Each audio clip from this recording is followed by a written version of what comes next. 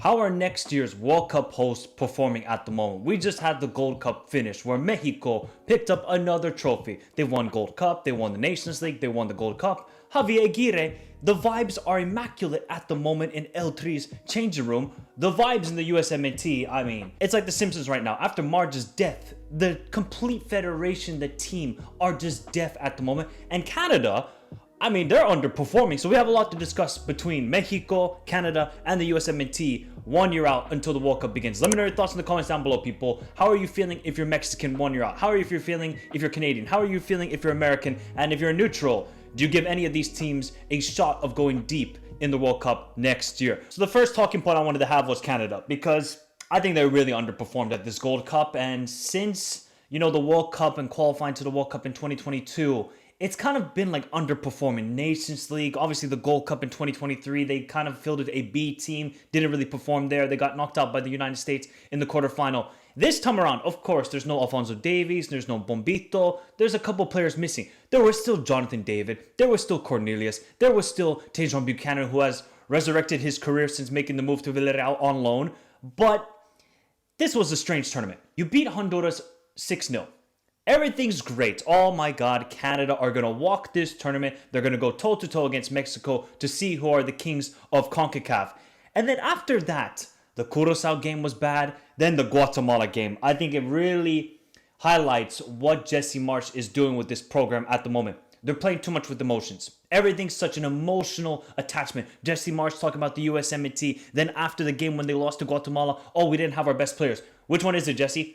Jesse, you know what you should be focusing on? Coaching. You're a very good coach, and I think Canadians still want to back you, but you simply cannot lose to Guatemala in a very high octane, and you basically threw the game away. While Guatemala played really well in that second half, Canada completely lost control of that game. The one problem I have with Canada right now is the midfield. This sort of 4-4-2 formation where you have two midfielders, you got to find the perfect balance of the midfield.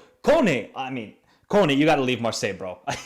This guy's just been exiled to like Alcatraz Island, and he has no future at Marseille. If Kone wants to be a valuable part for Canada next year at the World Cup, he needs to get a move. But I'm shocked. He really didn't get any opportunities at this Gold Cup, and I think the midfield really lacked control. They lacked control against Curaçao. They lacked all the control against Guatemala. Yes, Jonathan David, I thought, played quite well in this tournament. Also the center back, the young kid, I cannot name the last name, so I'm just going to go with Luke because that's his first name. I think he's a very good center back, comfortable on the ball, reading the game even though he's so young is impeccable. So I think him and Bombito, Cornelius, they're going to fight it out. Even though I would still go with Cornelius and Bombito as the two starting center backs for Canada, I think Luke now is giving a fair shout. I mean, Sigurd, the midfielder as well, kind of sometimes playing as a right back. I think Sigurd is going to be a really good player for Canada. So there's some problems with this Canadian team. The midfield doesn't have an identity at the moment under Jesse Marsch. You can see that they don't have a plan B.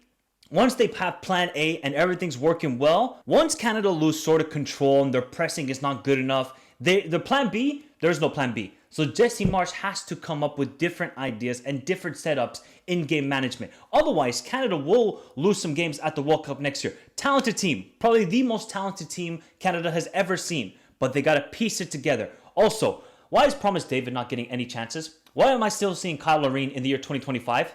Promise David has had an incredible year at Royal Union Saint-Joa. Why does he not get an opportunity in the quarterfinal? A key game where you need somebody to hold up play, can get you a goal. I mean, look at that goal he scored against Honduras. Like, Promise David can get you goals. If you want to play like a sort of two-striker formation, play Promise David and Jonathan David, because Jonathan David is more of like a 10, false 9 sort of striker. I just don't understand it from Jesse Marsch's perspective, and you could see he had a head loss this tournament. Really, I think the pressure of not getting to a final with this Canadian team kind of got to Jesse, and it kind of got to the players. Of course, are they prepared for the World Cup next year? I think they did really well in the friendlies. Like, they destroyed Ukraine. A good Ukrainian team. They were 4-0 up in that game. Tejon Buchanan, at least he's now back to form because Tejon suffered that horrific injury last year prior to the Copa America. So at least Tejon is doing well. You're going to get the players back, like I said, Bombito and Alfonso Davies eventually. So there is some positive signs for Canada, but I think Canadians right now, the expectations are getting higher and higher, and that's how they should be, because Canada have the talent. This is not an excuse of, oh, we lack talent, oh, we had our C team out there, or B team, oh, we couldn't do anything about that. We had some guy playing from what's that Canadian team, Cavalry FC. No. Now you had your best team possible, Jesse. You still underperformed. So now it's about, okay, how do we redefine our idea? How can we better ourselves? One thing is you got to have a plan B, because in the World Cup, you're not going to always have plan A. But the best managers, especially like a Scaloni, a Nagelsmann, you know what they have? Plan A, plan B, plan C. They can adapt in game, and that's what Jesse Marsch has to develop with this side. But I think it was a really disappointing tournament for Canada, especially because it's going to be the last couple of competitive games, and losing to Guatemala. I mean, shout out to Guatemala. I mean, it's a great story, but still, you cannot lose to Guatemala if you're Jesse Marsch and the Canadian national team. So, what do they need to improve on? They need to find the right balance in the midfield. I think the goal scoring is okay. Defensively, I still think they're solid. Goalkeeping wise, yeah, there could be some question marks in that department. Preparation wise, I would say it's like a 6 out of 10. It could be an 8 out of 10 if they made it to the final of the Gold Cup. And if you lose to a good Mexico side, there are still some question marks with this Canadian team. We'll have to see how they do after the friendlies in September, October, November, and then March next year, and then a couple of friendlies in June. But right now, maybe the vibes are a little bit down with Canada. Maybe they can get it back when they return to action in September. But Jesse Marsch, first time we're having question marks about him with the Canadian national team. I give up, people. I really do with this federation. I really do with this national team. I know immediately in the comments, it will be Michael. It was a B/C team. What do you expect? Do you expect this team to beat Mexico? I don't care. Win the damn tournament. If you're in the tournament, you have to win it. And the way the USA played in that final against Mexico was despicable. I didn't know Pochettino wanted to play the most negative style of football possible, because tactically, he got outdone by Javier Aguirre. He had no composure with the team. And of course, everything prior to this tournament of all the players pulling out, like the Pulisic, Jordan Cardoso then leaving in camp, what was it, after the Haiti game? Everything was just such bad vibes with this USA team. Obviously, the highlight for me was Diego Luna. I think he did really well. Chris Richards, there's no doubt about it. He is now number one center back for the United States. But there is just so many negatives with this side at the moment, because there is no style. We haven't seen nothing under Pochettino in his short spell with the USA. Now he's had 40 days to work with these players. In 40 days, I expect to see my business running smoothly. If you're a manager at McDonald's and you want to implement some new ideas, okay, let's put the fry station here. We're going to have another setup here. It should be all working within a week.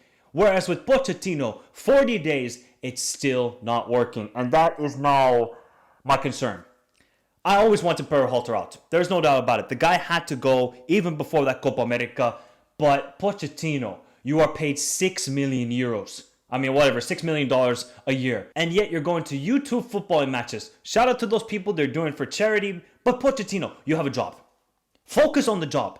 Focus on going to MLS games. Focus on going to European games to see the USA talent.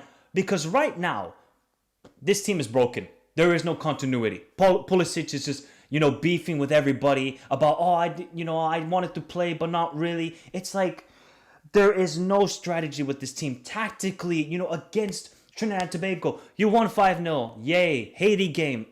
Saudi Arabia. Costa Rica, you went to penalties and Costa Rica should have really won that game. Guatemala, you're hanging on. So, you only saw one dominant performance from the United States in this tournament. And that was the first game against Trinidad, who are awful. I mean, awful in that game, especially defensively.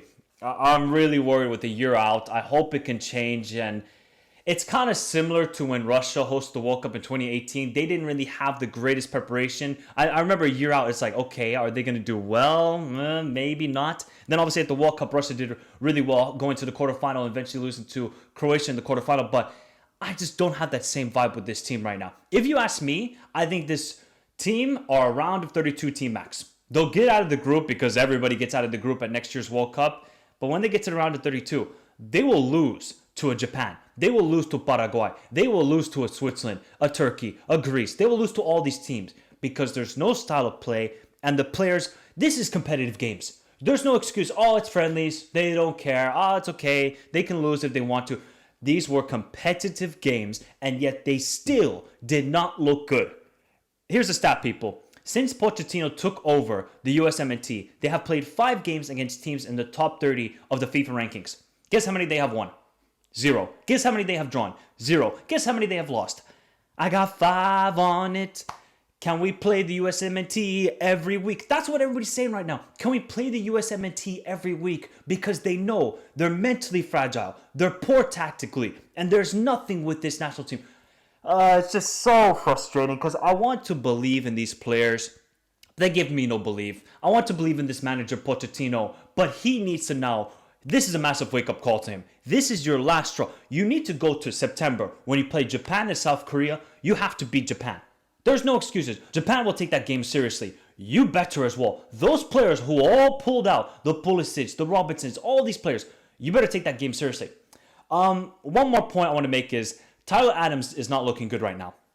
You saw how he got dominated yesterday by Mexico. I mean, he looked so poor. He looked like a polar bear in Texas. With the way when he received possession of the ball, there was no outlet. He looked so uncomfortable in possession when pressed. I know that's not really Tyler Adams' games. He's much more of an off-ball player. Very good of reading of the game, high IQ, defensive monster, but in possession, he's not the greatest. Passing isn't the greatest.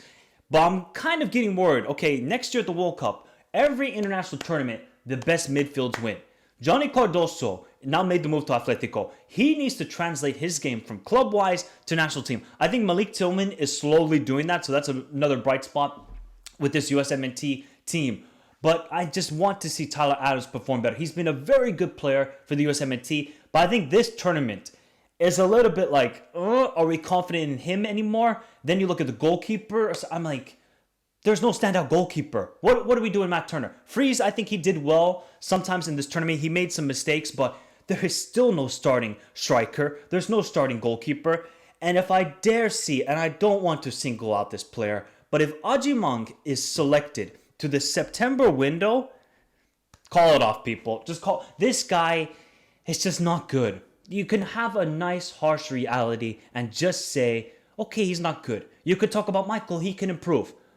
What if he can't improve? What if he's just like, okay, he's not great technically. He's a very strong and physical player, fox in the box sort of striker. But just as a technical player, I'm trying to find a pass. You know, the USA sometimes we're trying to play the outlet pass towards him, either down the channel, down the middle, and he just got bullied. Bullied. He got one time the better of Cesar Montes. Otherwise, pocketed. So Ajimang, I just cannot see him anymore with this USMNT team. But why didn't Josh Sargent get selected? This would have been a perfect platform for Josh Sargent to solidify his position in the USA team. I'm fed up. I'm really fed up, people. I thought Poch would at least do something a little bit better. I never had aspirations of this team making it to a quarterfinal. At least round of 16. You gotta, if you want to grow the game in the States, you have to go far at the World Cup. All of the eyeballs, all the NFL fans, the NBA fans, NHL, MLB, they will all be watching you at that World Cup next year. You better perform.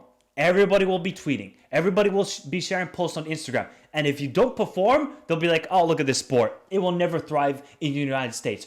Because you guys did not take it seriously. You were not prepared as a federation. And it just showed in this Gold Cup. So when I'm thinking about how well the USA will do next year at the World Cup, I'm honestly getting to the point that it might be a group stage exit. You could say, look at the talent on the team. It doesn't matter. You have to perform. And right now, this team are at a downfall that is very scary. And I'm getting worried, man. When I go to that World Cup next year, I'm going to have to watch the USMNT on TV. I'm going to be like, I'm dreading it. Because I know what's going to happen. All the people are just casuals and they don't really follow this national team. They'll be like, oh my God, look at this guy. He plays for AC Milan. He plays in Europe. Oh, this guy should be really good. They're going to get a harsh reality. So for this Gold Cup, I think it's, they made it to the final, but they didn't play well. Like, you have to be honest. They didn't play well in any of the games other than Trinidad. So that's a worry. You could say it's a B team. I would still expect you to play well. The United States beat Mexico in 2021 with a C team. Yet they still won that final with Berhalter. With Berhalter. I'm not giving an apology to Berhalter. You can try all you want in the comments. I'm not giving an apology to Berhalter, but Poch, fix up. And the only bright spot with this Gold Cup from the hosts of the World Cup next year is Mexico. Javier Aguirre is doing a marvelous job with this national team right now. When he took over, broken team. The Copa America was a disaster. They didn't perform well at all in that tournament. The vibes were so down. But 1 year later, I know they haven't played the best of opponents. You know, they played against Turkey and Switzerland, and they did pretty well in those games, even though defensively they looked quite poor. But against CONCACAF, right now, Mexico are dominating. And that's not something we could say in the past, 5 years. Since 2023, when they won the Gold Cup thanks to Santi's last-minute goals, then winning the Nations League, and now winning another Gold Cup, you could just see this team, they love playing for the national team again. That's not something we could have said between 2021 to 2023. It was like, oh, we're going to go play. Maybe we'll do well.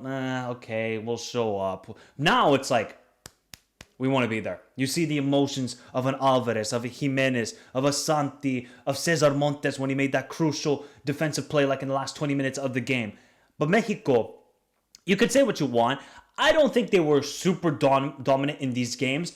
One criticism I have of this national team right now is they are heavily reliant on Raul Jimenez. And then obviously Cesar Montes and Edson Alvarez. The only other forward that scored was Alexis Vega with 1 goal. So that's something that Javier Aguirre needs to work on. How can we get more creativity down the wings, down the middle? I think they're now trying to solve that with Marcel Ruiz and Gilberto Mora as sort of creative midfielders as an 8 and a number 10. They got to get more production from Alvarado to Alexis Vega or Tino Huerta coming off the bench. But there is a lot of positives. Defensively, they are rock solid. Javier Aguirre has done really well to redefine the Mexican midfield because Marcel Ruiz and Gilberto Mora are just class. And there's still Elias Montiel who could get integrated into this midfield. The levels that they are showing compared to Charlie Rodriguez, I think Mexicans are like, gracias. No more Charlie Rodriguez anymore because there's actually a midfielder that can receive the ball under pressure, can find a pass forward. Like Gilberto Mora, for being 16 years old, is ridiculous, people. I mean, what a talented player he is going to be. Obviously, you cannot have crazy expectations right now. 16 years old. Calmate. He will mature into a wonderful player if he's given the right platform. And I just want to see for the 2 fullbacks heading into next year for Mexico, I want to see Mateo Chavez. I think that guy at the left back position, he's better than Gallardo right now. Look, Jorge Sanchez did well yesterday against the USMNT. He will get cut up, sliced, diced, sauteed, grilled, asadoed, everything at that World Cup next year. We saw it against the Dominican Republic. I mean, he was awful. So either it's going to be Araujo or Huescas that can be the starting right back for Mexico next year. And I think that's what Javier Aguirre needs to find out with this national team. This team are playing with confidence, and you can see it with their style of play. And one thing I like about Javier Aguirre, he's not so set on one style of play. He can go to a 3-in-the-back formation and then move Edson Alvarez as another center back. He can play the 4-3-3. He can play with the 2-striker formation. So Javier Aguirre is preparing really well for the World Cup because he knows, and he's been at the World Cup before, you're going to be throwing so many obstacles and so many curveballs at the World Cup, tactically, player-wise, maybe even injuries. So you have to be prepared for all situations. I think Javier Aguirre is doing that really well at the moment. Center back wise, I mean, Johan Vasquez is just a beast, man. What a player he's going to be. He should be getting a move to a better club, I think, than Genoa, but Johan Vasquez is irreplaceable for this Mexican team. But the number one player that is hands down the best player right now is Raul Jimenez. I mean, standing ovation for him. One with the celebration he did, remembering Jota. This guy is just a goal-scoring machine with L3 right now. You cannot stop him.